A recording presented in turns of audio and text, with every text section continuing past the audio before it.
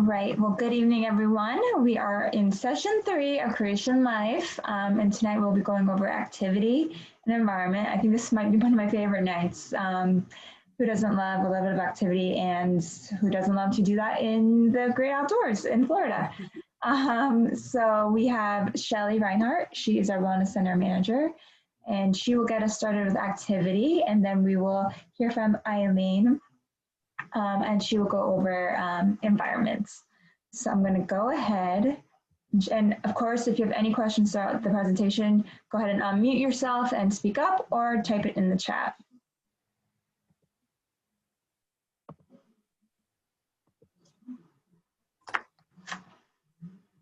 Right, so maybe just.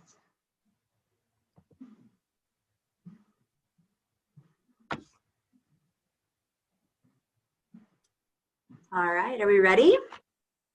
All set. Ready to go? Awesome. So again, my name is Shelly Reinhardt. I am the Wellness Center Manager at Advent Health Daytona Beach. And I'm excited to talk about activity this evening because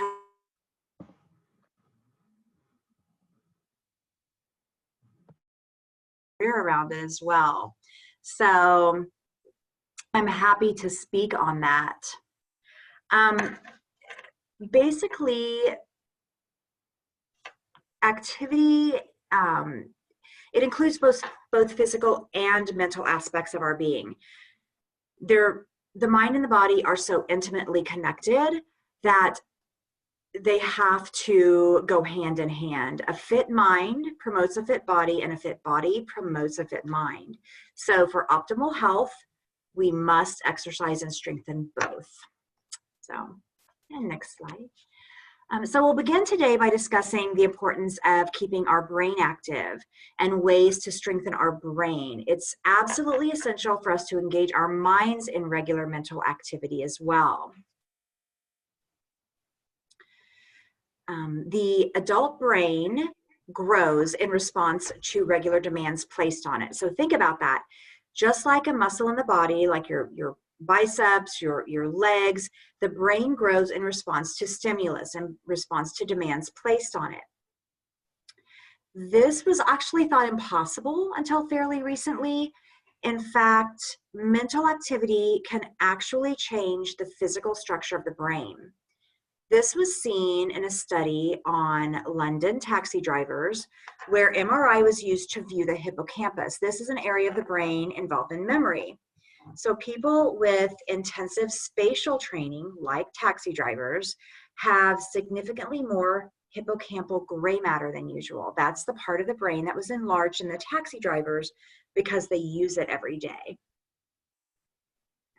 And next slide. During a 28-year study involving 4,000 people in the state of Washington, researchers discovered that unused brain cells die. This is why it's important to exercise the mind by reading books or doing crossword puzzles or brain teasers. But physical activity also optimizes your brain activity. This helps you, helps from reducing the loss of density in the brain. It helps increase brain volume. Physical activity helps delay the onset of dementia and Alzheimer's disease. And physical activity also contributes to improving your neural and cognitive functioning. So they truly do go hand in hand. Other activities that exercise the brain are, for example, jigsaw puzzles, memorizing poems or Bible verses, learning a new activity, increasing your vocabulary, learning a new language, practicing a task with your non-dominant hand. I know some gym members that I work with benefit from combining brain work with movement. For example, moving them in different ways that they might not normally move in their daily life, and involving different coordination skills and varying movement patterns that they may not do on their own.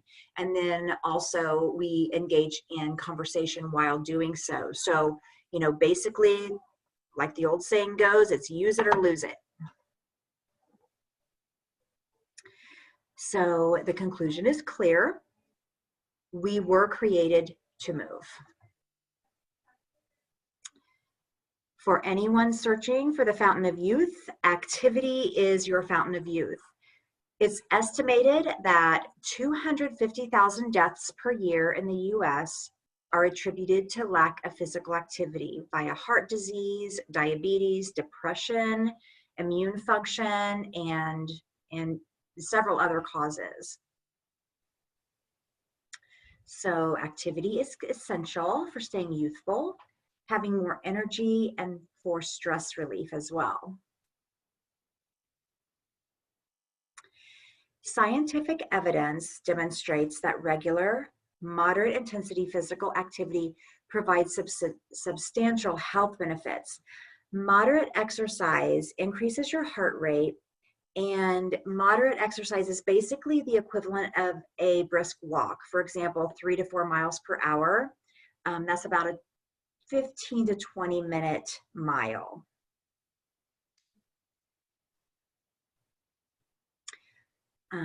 Interval training is another way to reap health benefits. It keeps things interesting, and sometimes it even kind of breaks it up and makes it more tolerable and seems like it goes faster. And it's a really good time-effective way to get good results. So interval training consists of timed intervals with different levels of intensity throughout the same session. So for example, some classes and training sessions that I do, we may be, for example, on our spin bikes, and we might work harder for 30 seconds to a minute, and then go back to a more sustainable, moderate pace for the next 2 or 3 minutes. And the times vary on that. Basically alternating between short, high intensity bursts of speed and then slower recovery speeds. So the amount of activity is actually more important than specific manner in which the activity is performed. So if our goal is to accumulate 30 minutes or 30 or more minutes of activity each day, we use combinations of moderate and vigorous activity levels. So let's say the activity may be something more functional. Maybe it's taking the stairs or walking instead of driving short distances. Maybe it's a stationary bike while you're watching TV, or gardening, or housework, running, swimming, whatever the modality is. All of that can contribute to your exercise when it's performed at that moderate intensity level.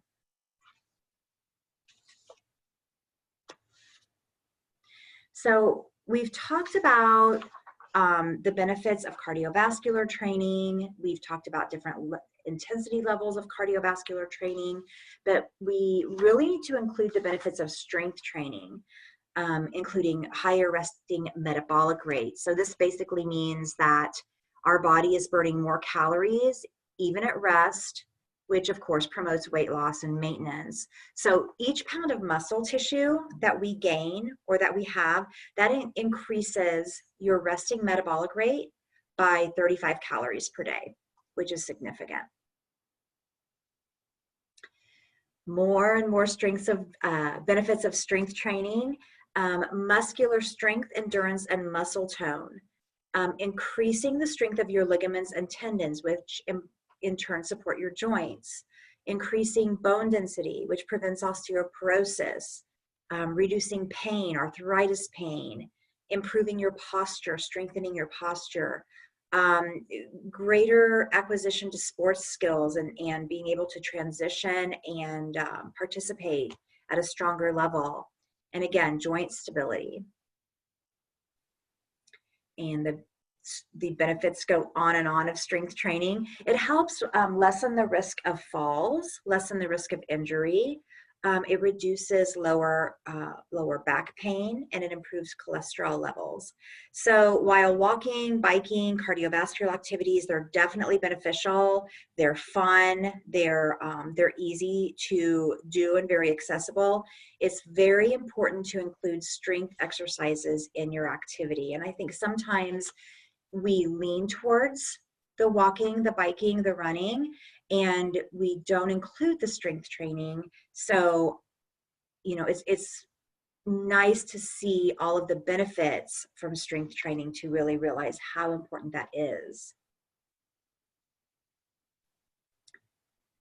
The American College of Sports Medicine and the American Heart Association recommend doing 8 to 10 strength training exercises with 8 to 12 repetitions of each exercise 2 times per week. So if you add 2 to 3 sets of each exercise with 8 to 10 repetitions, you'll produce faster results and increase muscle mass. There's a book, the title Biomarkers, the 10 Determinants of Aging That You Can Control, also illustrates how strength training is truly the fountain of youth. So the 10 determinants that you can control are muscle mass, strength, basal metabolic rate, body fat percentage, aerobic capacity, blood sugar tolerance, cholesterol HDL ratio, blood pressure, bone density, and the body's ability to regulate its internal temperature. Each of these determinants is directly affected by strength training. The most obvious are muscle mass and strength, which are the immediate results of strength training. But the loss of muscle mass can actually create a domino effect. So for example, if you lined up 10 dominoes in a row, with each one representing the 10 determinants that we just mentioned, and the first domino was muscle mass lost, if you knocked that domino over, the rest would go down as well. The rest would be affected. So that's the importance of strength training and muscle mass. So for long-term success with participating in activity and exercise, of course, we're going to recommend choosing enjoyable activities that you're more likely to stick with. We encourage to recruit a friend or a coworker or a family member to be your workout buddy. You know, plan for it, make a plan, make a date for an activity. Add variety, record your progress. It's really rewarding when you can record your progress and see where you started and how much longer you're exercising, or how much more weight you're lifting, or maybe it's how many inches you've lost from that exercise, or maybe it's your cholesterol level going down. So tracking your progress is wonderful incentive and motivation. But just be persistent. Don't give up. If you've had a bad day or a bad week, don't let that boil over into even, roll over into even more days or weeks. Just start over the next day. Don't quit. You're only going to quit fail if you quit trying. So progress over perfection. Knowing the importance and the benefits of activity should get you moving. But, start with some guidelines, like, maybe if you have some health issues, check with your physician to get health clearance. Make sure that, activity and what level of activity is right for you. If you're in good health, but maybe haven't been exercising regularly, start moderately. Start with walking. See how your body reacts and just grow into that exercise. And I also want to include in elements of success is that I feel like we should also mention technology, because technology is a wonderful way to access activity. Just like some people prefer social situations like pickleball or meeting with a friend to walk, others may just want to exercise in the comfort of their own home on their own. Others may need an accessible way to stay accountable and have some direction on how to fit activity into their schedule. And technology, there's so much out there with apps and video and resources, that technology is also a great way to access ideas and guidance for activity. So finding an activity that you enjoy, and even in developing and planning ways to enjoy it are really important. And they may differ for each of us, as we've talked about. We've talked about developing, a routine or a time to meet, scheduling exercise and having a buddy. Maybe a fitness trainer is a good idea, someone to help you get acclimated for your certain situation, an appointment that you go to, and to keep you accountable. Read up on the subject that you're doing. If you're doing weight training, or maybe it's something, kind of more mind-body connected, do the research and make an investment in learning more about it. But I think the key is just remaining positive, and again, accepting progress over expectations of perfection or a certain outcome within a certain amount of time. Is just enjoying the journey. With exercise, another important part is the warm up and the cool down. So sometimes we just start walking or start, running or start lifting. And, we do need to warm the body up a little bit and prepare it for exercise. And then also cooling down. Sometimes these are skipped, for time or just kind of overlooking it. But it just takes about 3 to 5 minutes to warm up and to cool down. And it can really help the body prepare and cool down and recover from exercise. So stretching is a wonderful way to warm up and to cool down. It's, again, a great way to prevent injury. It's a great way to decrease soreness or tension, residual effects from the exercise. And it's just little small doses. 3 to 5 minutes can really improve your performance. When we talk about getting stronger and progressing, keeping the progression principle in mind when exercising, we talked about starting with moderate activities, not necessarily trying to do too much too soon, but starting it at maybe an easier level and then gradually increasing your tolerance. So if you're not used to physical activity, start with 10 or 15 minutes, increase your time slowly or your intensity level slowly. Maybe instead of 30 minutes all at once, it's 3 times per day, just 10-minute little intervals, or 2 15-minute sessions. So your body can adapt, or maybe that's what your schedule allows. If you have a higher fitness level, increasing intensity might become more rapidly, or perhaps just the time you spend exercising. But again, do so with an awareness, and it's always good if you do have some underlying health conditions to speak with your physician first. So why activity? We've heard so many reasons on why activity. Strength training, cardiovascular training, stretching is all so valuable to your health. Still, 70% of the population is physically inactive. The effects of inactivity are not just aesthetic. It's not just necessarily weight gain or your physical shape, but we've learned about the health issues that activity or inactivity can lead to. Risk of stroke, high blood pressure, diabetes, they're all linked to lack of exercise. The benefits, so in addition to lowering your potential risk for sedentary health risks, exercise improves your body composition and improves your physical appearance. So it does go hand in hand. Your inner health and your external features. People still do love to see the benefits of maybe losing a few pounds or fitting into clothes that they haven't fit in for a while.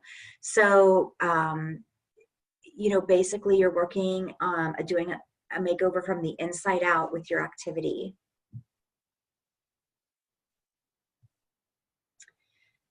Other benefits improve increasing your stamina. That's how long you can exert yourself, your strength, the amount of resistance you can lift or push or pull.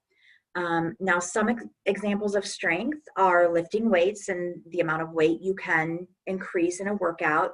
But think about the functional benefits, lifting yourself up off of the floor or helping another one up if, in the event of a fall or, something like that. So there's functional benefits for becoming stronger as well. Your flexibility improves, which prevents injuries, your power, your speed. We lose speed with age. This includes reaction time, fast twitch muscle fibers. So activity strengthens and improves all of those levels of fitness. Another thing that I work with regularly, we do have a large senior population in the wellness center that I work in. And, regular activity for young, old athletes, you name it, it improves coordination, agility, balance, accuracy. So when we think about, agility and balance, those are also things that, when we age, we lose, if we don't practice it. So starting with regular activity is key with all of those aspects. Activity lowers cholesterol, increases bone density, improves insulin uptake, decreases pulse and blood pressure, and it improves sleep. So sleep, rest is another one of the 8 principles of creation life. So again, all of these principles put together improves our quality of life. So we've heard about the physical, we've heard about the strength and the cardiovascular and the stretching and how all of that, fits into the physical package of improving your health and your body composition. But let's not forget about how activity makes us feel emotionally. I mean, we know about the endorphins from exercising and how it really, makes you feel better and happy and positive. But it makes you feel more optimistic. It makes you proud of yourself and more confident knowing that you're taking care of yourself and bettering your health and your improving your situation for yourself and for your loved ones, improving your self-esteem, knowing that you are improving yourself, your health. So research shows that just as little as 30 minutes of walking 3 times a week can reduce the risk for coronary artery disease and cancer. However, let's aim for 30 to 60 minutes of moderate exercise 4 to 6 days a week. And I love this picture because we've talked about, sometimes the activity gets lost in the exercise and the workouts and things like that. And that's wonderful. Don't get me wrong. But it's also wonderful to include it in quality recreational activities like this that you can do with your family, your significant other, your kids. And that's also relaxing to the whole package, mind, body, spirit. So I encourage you to begin or continue enjoying physical and mental activity, to begin living your life to the fullest. And if I can personally be of service or provide any further information at all, please don't hesitate to reach out. I would love to be a resource on your journey in wellness, and invite you, if you would like to come to the Wellness Center to check it out. I would love to be, any way I can help, I would love to. Thank you so much, Shelley. That was more than helpful. I know I learned a lot.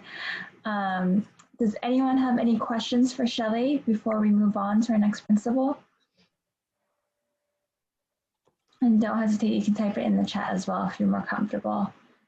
I do have one question I'll ask until we, if we see anyone else has one, but just if you kind of mentioned this, but if you're just getting started, what is, the least intimidating way to get your feet in the game and actually, see some type of impact? Like I don't know, does 30 minutes, 3 times a week, 30 minutes of walking 3 times a week, will you see an impact, in a month or so? Yeah, so I work with a lot of different types of individuals. I work with anyone from my, 89-year-old person that I train 3 times a week to an active younger nurse that works in the hospital, and a little bit, just kind of everything in between. And even 30 minutes for my senior training client, we keep very active, and we talk while we're working out. We might do simple things like sitting and standing, or trying to stand without using her hands to push herself up. And with the other younger, kind of more active client, we might do other things such as more strength training, more balance training, more propulsion and powerful training. So based on where you're starting, where you are, where you've been, yes, 15 to 20 minutes, 30 minutes is a wonderful way to start. I have some people who come and walk on the treadmill, and 10 minutes at a time is what they can do right now. So just getting started is the key. And so if you're unsure, tapping into a more experienced, resource is sometimes helpful to at least get started, or to keep you progressing. But just getting started is the key. Even 10 minutes I've found is really beneficial. And sometimes our employees come in just for 10 minutes to get on the treadmill or the elliptical, to decompress, to feel better, just kind of step away from something more hectic. So it's almost more of an emotional and mental release more than physical. And that's where that truly ties together, because there's so many benefits and we all need something different from it. And, again, I think the key is just to start somewhere. I love the note about like just accumulating it, whether it's 10 minutes one day and then 20 the next, just accumulating it, like you said, getting started. Yeah, and it may just be going up and down your stairs, or walking down to the corner and back with your dog, or doing it in little increments is definitely better than just saying, oh, I don't have 30 minutes today, so I can't do it. It's like, yeah, I'll fit it in. Yeah. And you'll feel better. At least you'll feel better. It's like, I did something, and you check that off your list. So Thank you so much. If you have no other questions, and you can ask questions throughout. Oh, we have one. Beverly, thank you for asking. Can you explain just how it increases bone density? So with strength training, I'll answer a couple things on that. So with strength training, one of the things is that it's forcing your body to work at a higher level of intensity and strength than it normally would, just moving without making any kind of contact with anything. So just like how it works with muscles, with strength training with muscles, is that it creates these tiny little microfiber tears in your muscles when you strength train, and then as you recover, those tears repair in a stronger way. So when you put your bones under higher pressure or intensity, they strengthen, they get more dense a little bit at a time. We also, for example, and you can look at more technology on the Meradyne. I'm not a scientist by any means, but we have a machine in the Wellness Center called a Meradyne plate. It looks like a scale.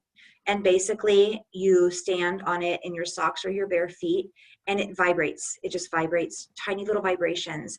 And that instability and that, what do I want to say? That stimulation causes the bones to strengthen. It actually just gets more dense.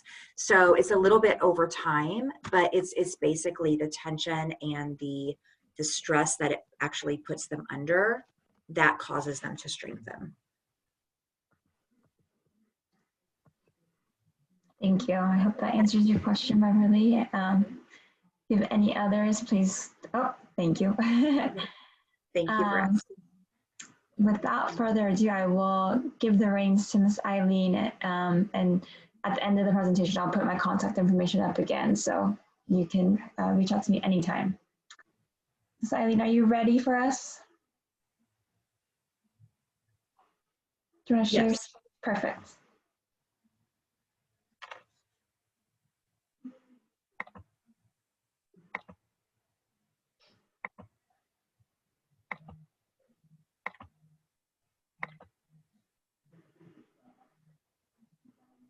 Perfect. Okay.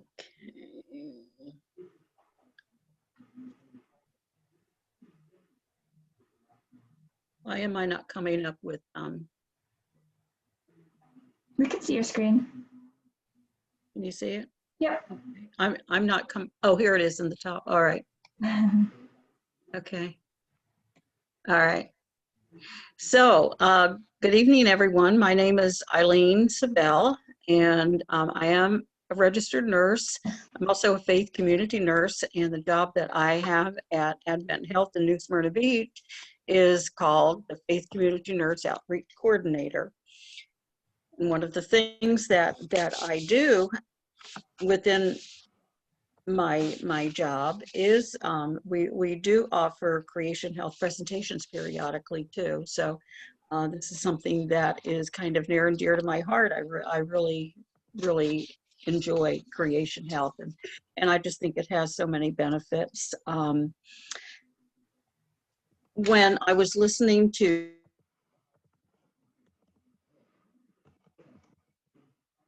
how many similarities there are, or I guess it's the benefits, and when you listen to all 8 of the topics within Creation Health, there are so many benefits that are the same with every single one of all 8 of these topics. Help you physically, emotionally, mentally, spiritually. So that there's just a lot of similarities there, and I think that was really striking, of putting this all together as one program in your life, and how much it can help you. So I think that's the part to me that I am so impressed with. So I'm going to be talking about environment, and I have to get started. Okay, so oops. So what is environment? Your environment is the living space that you find yourself in at any given time. So right now, your environment is wherever you are and wherever you are watching this. Environment also has so much of an effect on our feelings, our thoughts, our mood, our actions, and they can have either a positive effect or a negative effect. And we'll be talking about both of those and how they affect us. It's what you hear, what you see, what you smell, taste, and touch involves all of our senses. So where I'm going to start is talking about nature. Because when we talk about environment, or at least for me, when I think about environment, one of the things that comes to my mind is the environment of nature, and we think of that as being outdoors. And how that affects us, and what does nature mean to us. Excuse me. So what does nature do? Nature helps us to manage our problems. It helps us to feel more satisfied with our life. It's a coping mechanism for mental fatigue. It's has healing effects. One study that was done, and it was among hospitalized patients, found that those that had a view of nature from their window, they had improved healing time, better healing, and they also had less complaints of pain. So there are some healing effects. Another study that was done that showed to increase enthusiasm for learning, and there were some schools out in California that were offering doing classes outside. I think they were elementary schools actually, doing classes outside. And what they found was that there was an increase in enthusiasm for learning. They had less behavioral problems. So the teachers were able to spend less time in dealing with behavioral issues and more time in actually teaching and helping the kids learn. And they were able to learn and enjoy it and have more fun doing it too. And have the effects of the outdoors also at the same time. And also in the workplace, you can bring nature into your workplace if you have an office and it doesn't have a window, and um, which a lot of office, my office doesn't have a window, and you can bring a plant or a couple of plants in, and that can be your nature. And what they found was that that can help to increase your concentration, it reduces stress, it helps to lower your pulse and your blood pressure. Um, and it has other effects too. And we're going to be talking about some of the effects of certain plants that can help to also reduce indoor pollution. It helps to remove certain kind of pollutants within your environment. And so that can help in your office also. And sound, okay, this is another one of our senses. Hearing is another one of our senses. So what kind of sounds do we enjoy hearing, and what kind of sounds have a positive effect on us? Words of love. Now, I think, you know, our timing is pretty good with this, since we just had Valentine's Day 2 days ago, and we think of Valentine's Day as a day of love and expressing love, showing love. Music also is something that can help in promoting health. Singing, sounds of nature. When you think of sounds of nature, all the kinds of things like birds, I love listening to birds. But I think my favorite, personally, my favorite sound in nature is the sound of the ocean. I was born and raised in Atlantic City, New Jersey, and then I did live in San Diego. And so I've been around the ocean quite a bit, and now we have the ocean here also. And to me, going down to the, I don't even have to go onto the beach. I can go down, I can sit in my car and open the windows, and just the sound of the ocean, sound of the waves, and it's just so relaxing, and it brings so much peace and comfort to me, that that's something that I love to do. And what about silence? Okay, the sound of silence. Sometimes when you're feeling really stressed, what do you want? You know, what do you really want?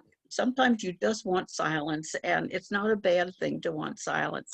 You can, if you're feeling really stressed, and maybe you come home from work and you've had a kind of a bad day at work, and you're just feeling like all you want to do is be alone, you can go and you can find a place to be alone. You can do relaxation techniques, or you can do some meditation, or you can do nothing, absolutely nothing. Just be there and just be by yourself, and let the silence and let the peace come over you, and that can be so restoring for you. And maybe 30 minutes of that, um, and you might feel yourself getting some more energy, and then being able to get up and move and get going and do the other things you need to do. So some of the other things, one of the things that thinking about when we think about sound, we were just talking about good sound, kind of sound that makes you feel good. What about the kind of sound that doesn't make you feel very good? And we tend to think of that as being noise. All right, negative kind of thoughts, the kind of noise that don't make us feel good whatsoever. They can have very negative effects when certain occupations. Whenever I see workers on the street, like using a jackhammer, I think that's one of the things I think about. A jackhammer is so noisy, and if you're doing that, and that's what you do all day long, 5 days a week, maybe, that can have a very negative effect on your hearing. You can end up with hearing loss. Musicians end up with hearing loss as a result, because it's so loud, and they may enjoy it, but still is loud, and it does affect your hearing. Noise can also increase your blood pressure. It decreases your concentration, and in general can just put you into a really bad mood. I mean, we've all probably been in situations at times where there has been a lot of noise, and it's not something that we can remove ourselves from, and we can't make the noise stop, because maybe it is some construction that's going on right next to where we live, and we can't tell them to leave and stop the noise, and we just have to deal with it. but we know what kind of a mood that can put us in, and not a very good mood. So in times like that, finding something else to help improve your environment, closing windows, closing doors, maybe putting on some music, and having something else in your environment that will overset the sound of the noise. Sight is another one of a big piece of our environment. By beholding, we become changed. All right, we're going to talk about clutter. I don't like to talk about clutter. I don't think anybody wants to hear about clutter, but it is part of our environment. So what do you feel if you walk into a room and it's nice and clean, it's neat, it's organized? What kind of feeling does that give you? It gives you some good feelings. It gives you a feeling of peace to walk into it. Organization, cleanliness, and order can help promote health. It can decrease waste and increase your energy. If you go into an area that is nice and neat and clean and orderly, it does give you a feeling like, okay, I can do more. It gives you some more energy. Ooh, wrong way. So the results of a stressful living space, again, elevated blood pressure. Lots of things can elevate our blood pressure. Headaches, gastrointestinal problems, depression and anxiety. These are very negative effects that we really don't want. We can think of it as visual pollution, maybe, when you have a lot of clutter going on. It can drain your energy, increase your stress, your anxiety, and it contributes to depression.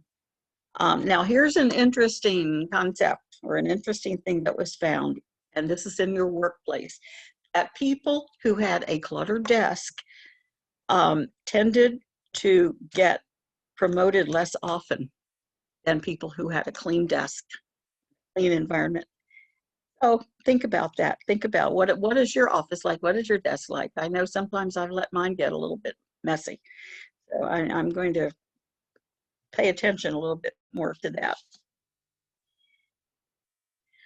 Have a few slides to show you here. Now here's a before and after. They're all before and after. So if you look at the before picture, you walk into that environment at the end of your workday, you go home and you walk in and it looks like that. Well, what are you going to feel like? I personally am going to feel like what I want to do is walk back out the door and leave. But it's definitely going to cause some anxiety and maybe some anger and frustration and a sense of, oh my gosh, I just don't know if I can do this. Whereas if you walk into the after environment, which is clean, it's neat, and what do I feel then? It doesn't give me a feeling of dread. It gives me a feeling of peace. I can walk in. Now I can start dinner. I can do whatever it is that I need to do. I can sit down and relax. Whatever it is, whatever I want to do, but it's a good feeling. And oh, here's an office. Okay. This room, the cluttered office. All right. How is that going to make you work? You're not going to really want to work very well in that kind of an environment. At least I would feel very confused, I think, in that environment. Like, where is anything? Can I find anything? And on the right, it's a very neat and clean kind of, again, it's going to give you a more feeling of peace, better feeling. And then here's one. It just shows kind of a slightly cluttered kitchen. It's not really terrible, but then the cleanup kitchen, and it says this cleanup took 10 minutes. So in just a few minutes of doing something, doing a little bit of cleanup, your environment can change. So think about that when, you know, instead of letting something go to a point where it's really, really, really bad. And the clutter is really bad, and then you want to put it off, and that's how it gets worse. So do little bits at a time and try to keep it neat and uncluttered. What kind of effect does nature have on the mind? Okay, nature increases your psychological well-being. It's very restorative. It decreases stress, decreases your blood pressure, your pulse, and it also decreases fatigue. And it also affects your brain activity that controls mood lifting feelings so that you can feel more tolerant. Maybe when that happens, you're not going to get as frustrated and have as much of a negative reaction, or as easily react negatively to certain situations in your life. And so that's a good effect from nature. It also decreases frustration, which goes along with that frustration that you might feel with the negative things that are happening in your life. Okay, I like these pictures too. Now the one on, well, it's my left, is a scenic route. Now, if you're in a car and you're driving someplace and you go on that road, you get onto that road, there's no buildings, there's no people, there's no noise. It's just very calm. It's very, very pleasant kind of a drive. And what does that make you feel? For me, it makes me feel like I want to open my car window and I just want to slow down. It doesn't give me a feeling like I have to drive fast. My tension is going to reduce. I'm going to be more relaxed and I'm going to be able to take my time and maybe enjoy the drive and enjoy the scenery. On the right is in a metropolitan kind of an area, and I'm sure we have all been in much worse situations, just even around here, with traffic a lot worse than it is in this picture. And we all know what that feels like. When you are in heavy traffic, you get on I-4 going towards Orlando, and we're coming back from Orlando, and I'm sure we've all been in that situation. And it's very, very, very stressful and unpleasant. And so what happens, yes, our blood pressure is going to go up, and our frustration and our anger and all kinds of negative feelings are going to occur.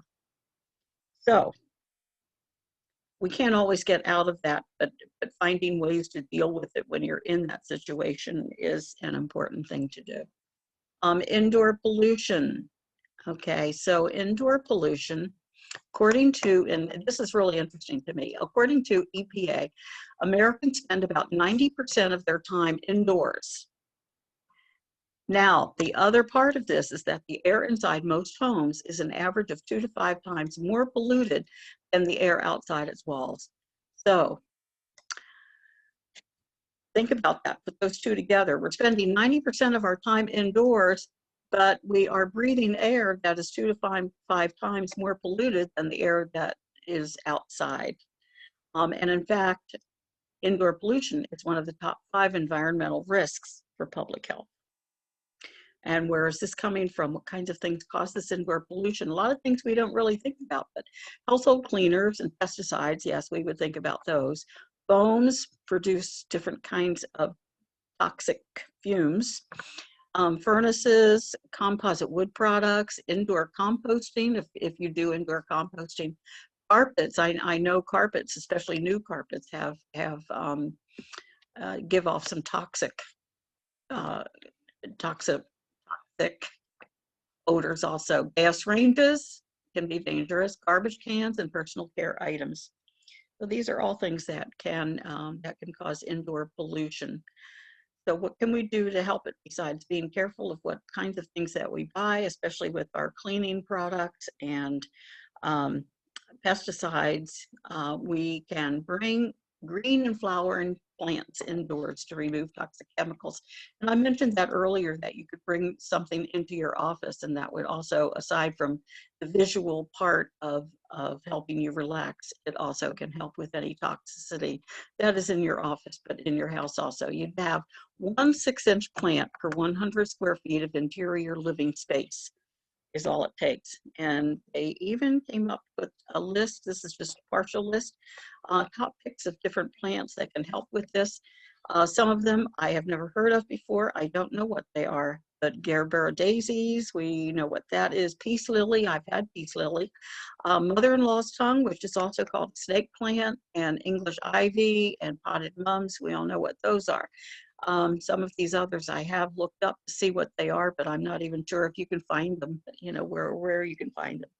But we have enough choice here, and any kind of green plant will help but these would be the top ones to look for. You are trying to reduce the toxicity. Now, what about aromatherapy? Aromatherapy is really popular, and we all probably participate with some sort of aromatherapy in our homes. Rosemary is one herb that, and scent, it does have a very, very strong scent that can increase alertness in some people. It also can enhance your memory. Peppermint and eucalyptus is another one that is a pretty popular kind of a combination scent, and that can increase your cognitive performance and also can have a relaxing effect on your muscles and your mind. I actually have used the peppermint, a eucalyptus and peppermint aromatherapy that I buy from a very popular store where you can buy lots of aromatherapy kind of products. And that is absolutely my favorite. I absolutely love this combination of peppermint and eucalyptus. And when I have that going in my house and I walk in and I can smell that, and it just makes me feel so good. I just absolutely love that odor. Now, vanilla is another scent that they have found to decrease anxiety. So that's another aromatherapy that you can look into and use. Oh. So take time to smell the roses. Enjoy your sense of smell. Now, we also mentioned earlier that smell can also have a negative effect, and it depends.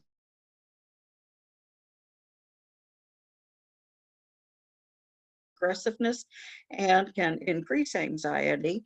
One thing that was mentioned was that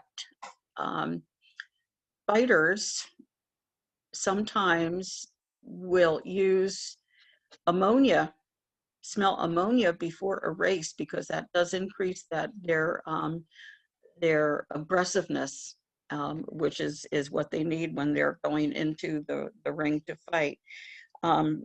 The good scents can increase your feeling of happiness and can help you relax, but you can also have those negative effects too. Businesses use aromatherapies to help increase their business. Certain kind of scents can affect customers' behavior by increasing their desire to buy, giving them a feeling of satisfaction and decreasing your stress, which then would make you want to stay in that particular store maybe a little bit longer, and therefore maybe buy some things. Also mentioned, and I really did not know this before, but the new car smell that you get in cars when you first buy a car is really something. It's not natural. It's not just because it's a new car. It is something that has been added to the car. It's a scent that's been like an aromatherapy kind of a thing.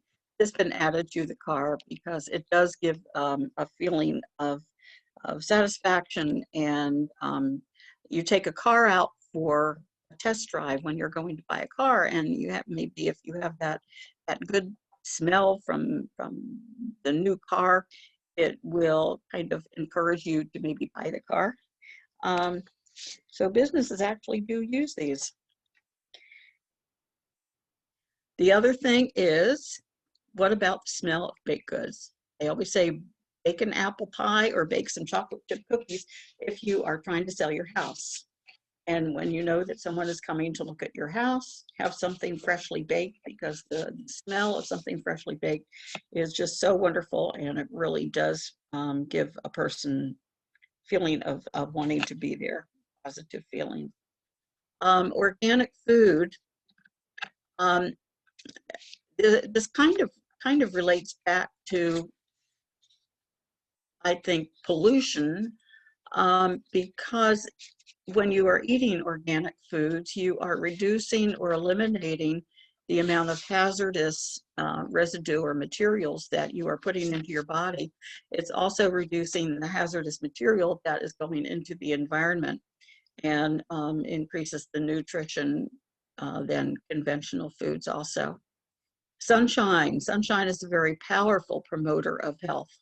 It increases serotonin. Serotonin is a chemical that the body makes.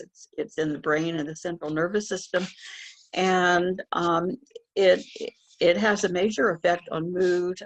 It decreases anxiety. It also helps to decrease depression. Sunshine also helps your body to produce more melatonin. Melatonin is something that increases your sleep. It improves your sleep, and so if you have difficulty sleeping, sometimes people take melatonin capsules in order to help them sleep. Let's see, sunshine also helps to kill germs. It increases nutrients in our foods, and this is the biggest thing that we think of with sunshine, is the most effective source of vitamin D. If you spend 10 minutes a day out in the sun, along with what you're eating, you're going to be getting enough vitamin D, unless you have a disease and you need to have more of a supplement. It also enhances the immune system and helps you fight disease. So open the blinds, open the curtains, and let the sun shine in, and get a dose of serotonin and vitamin D. Benefits of fresh air. We've talked about indoor polluted air. Now we're going to talk about fresh air. Now, of course, outdoor air can be polluted too, but we're talking about fresh air right now. Fresh air improves their feeling of well-being. Think about if you do go, say, to the beach and you go down to the ocean, and just taking in that a nice deep breath, and it's nice fresh air, and you have the kind of the salt water down there too, and it just feels good. It decreases your anxiety, it lowers your body temperature, it improves your brain and lung functioning, it improves your learning, lower resting heart rate, and also fresh air can help decrease the survival of bacteria and viruses in the air. So right now we're being encouraged to spend more time outside, or at least do any kind of activity that we're with other people outside rather than indoors.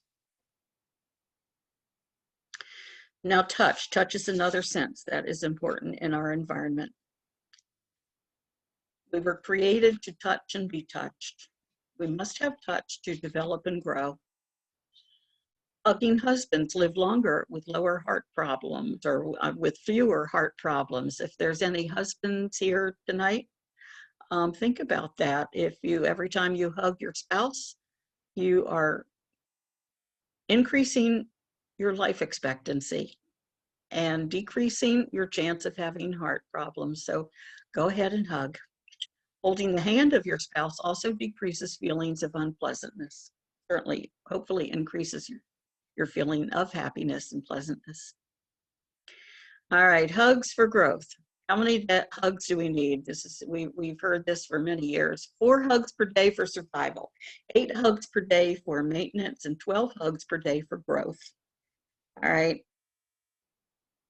We don't actually have to count how many hugs we're getting, but this is just something to a visual kind of clue that tells us that we really do need touch. We really do need hug, and it really does have an effect on how we feel. I just have to throw this in because right now this touch is very part, or no touch is very part of our environment right now and our lives, and has been for the past year because of the COVID-19 pandemic. And we haven't been able to even shake hands. We haven't been able to hug people that we don't live with. And that's something I think that a lot of us are used to doing. I know for me, going to church, you go to church and you see people and you give them a hug. And that was, or you go and you visit with a friend and you're going to give your friend a hug. So we don't even think about it, but we do give hugs, and we get hugs on a pretty frequent basis like that.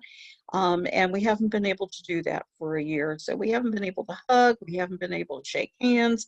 We're wearing face masks, and we are supposed to be 6 feet apart. So that has just increased our isolation and decreased the amount of touching that we are giving and receiving in our environment. And we're all very touch deprived, I think. And all of this deprivation that we have had to experience has had a major effect on all of us, mentally, psychologically, spiritually, and by secondary effects also physically. So that I just kind of had to throw that in. Hopefully we're going to be able to be changing that soon. But it is very important just to once again emphasize the importance of this. Holding hands can help decrease your stress. And health benefits of animals. What about animals? I look at this picture of this dog and I have to smile. I can't not smile when I look at it. Dogs or animals give us unconditional love. They encourage activity, increased health satisfaction, and decrease our blood pressure. When you think about it, you take your dog for a walk, you go out and you play catch if they like to catch a ball or a frisbee, and just kind of run around and play, and then just coming in and sitting down and having them come up and snuggle against you. It just feels good, and it gives you wonderful benefits. So what can we do to enhance our environment?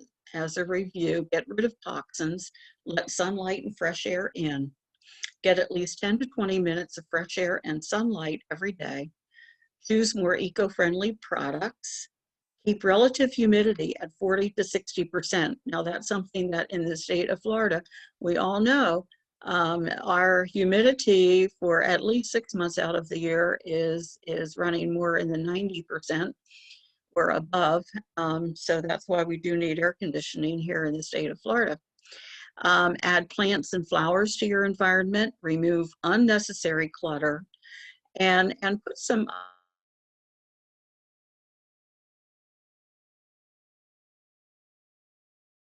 family photos, candles, aromatherapy, all of those things. They help to fill your environment with the kinds of things that are going to make you feel better, improve your health, maintain your health, improve your health, and in general make you feel better. So get a pet. You can get a pet. That's just a good way of enhancing your environment. Visualize an environment that you find restoring. This will be different for everyone. We're all different. But you can kind of sit down and relax and just think about that and visualize. Okay, what is it that makes me feel relaxed, good, and peaceful? And try to put some things in your environment that will help you get to that point. What is your favorite place to enjoy? Think about that, and how can you put some of this into your environment in some way, either by pictures, photos, or sound, whatever it is that you can do. You are one choice away from living a better life. And remember that we all go back to choice here with every one of these topics. And we all have choices to make. We can choose what we're going to do and choose how we're going to live our lives. And in making those choices, we can create an environment that is going to nurture you. And that's one of the most important things to remember, that your environment, you want an environment that will nurture you spiritually, psychologically, emotionally, and help you feel at peace. And that is living a better life. Live your life to the fullest through Creation Health. I have one question that you can either respond to and now, or just think about it and maybe think about how you're going to add this to your life. But what are some things that you can do to change your environment? And you don't have to do major things. You can start with one thing at a time, just like Shelley was talking about with exercise, with activity. You start kind of where you are. You don't have to do major changes, all at one time, and you can just do one little thing. You buy one little plant and bring one little plant into your home. That's one thing you can do. If you have a lot of clutter, you can just choose one small space that you're going to declutter, and you just um, make small changes in your life, and they all build up, just like the effects from exercise do. They build up to improve your life. So think about that. What are some things that you could do to improve your environment in your life? Um, does anyone have anything that they would like to talk about? Or any questions? One simple thing I know that I will do is adding more plants into my living space, and then also using candles more often. Why not? I love like warm scents, and I have a bunch. I just don't like them enough. So that's something simple I want to add to my environment. You know, that is absolutely what I'm doing. A couple of things that I'm doing, but adding some plants. I've not necessarily been a really good plant person in my Yeah, life. yeah, I don't. I've not had real good success with indoor plants a lot, but I keep trying, and buy something small and start small, and also with things like candles and with the aromatherapy, like I was talking about with peppermint and eucalyptus. It just makes me feel so good that I have made that change in my life. And so just little things can help. We have a comment from Lydia. She says she would want to declutter her office area, which is interesting because now that so many of us, I don't know, Lydia, if you're working from home right now or not, but so many of us have changed our working, environment into the home or somewhere else. So that's a really good point because Absolutely. we're working so much, so definitely want that environment to be de-stressed as much as possible. Absolutely. So wherever your work environment is, I work at home, but and I kind of made myself I bought myself a cute desk, a desk that I really liked, because I didn't really have a desk. And so I kind of made myself a little niche that makes me feel good. And then we do have one question from Beverly. Why the 40 to 60% humidity? Can you speak on that? Well, I don't have a real medical answer for that exactly, except that high humidity, when you think about what is it like here in Florida when we go outside, and in the summertime when it's really the heart of our hot season and it's hot and the humidity is way up there. It's up there maybe in the 90s percent range. What does that feel like, and what does that do to your breathing? Yeah. It isn't good for your breathing, and certainly people who have any kind of lung problems, any kind of breathing problems, they have extreme problems, and they really have to stay indoors when the humidity is really high. And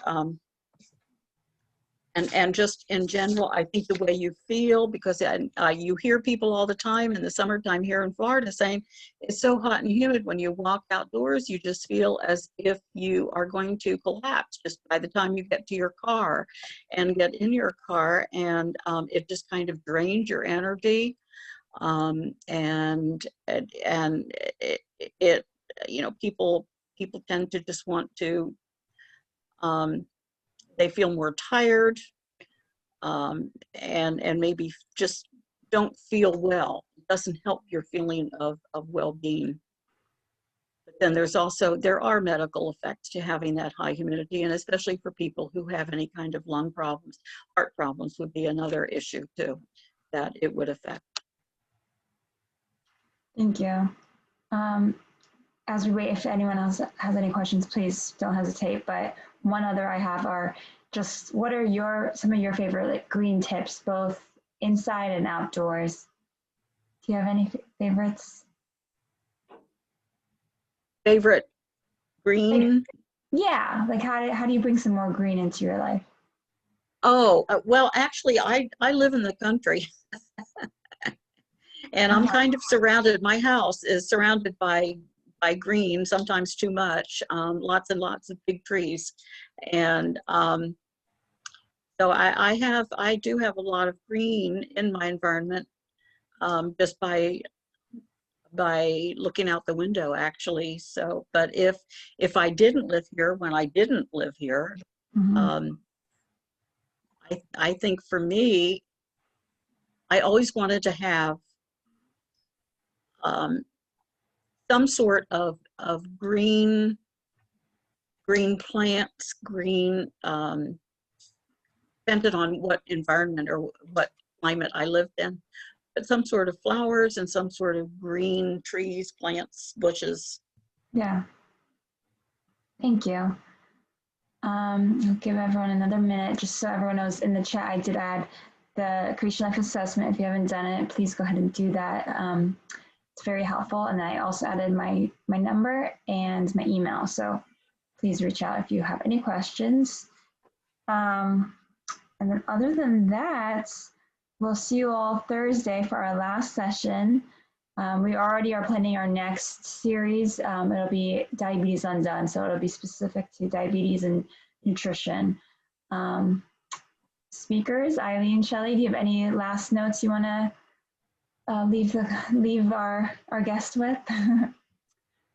No, just again, extending the invitation if there's any questions that come up or that you think of, or if you'd like to stop in and just, check out the Wellness Center and some of the programs we offer. I'm happy to help in any way, and I'd love to meet any of you that stop in and, help if I can. Thank you. And you can reach Shelley via me. Unless, Shelley, if you want to put your email in the chat, you can. Okay, sure. Other than that, you guys can reach me and I'll connect you to Shelley or Eileen. Mm-hmm. All right. Well, I think I'll give you guys 15 minutes back in your day and your night. Thank everyone for being here. Thank you all for being here. Thanks, guys. Thank you. Thank you. Like information. Thank you.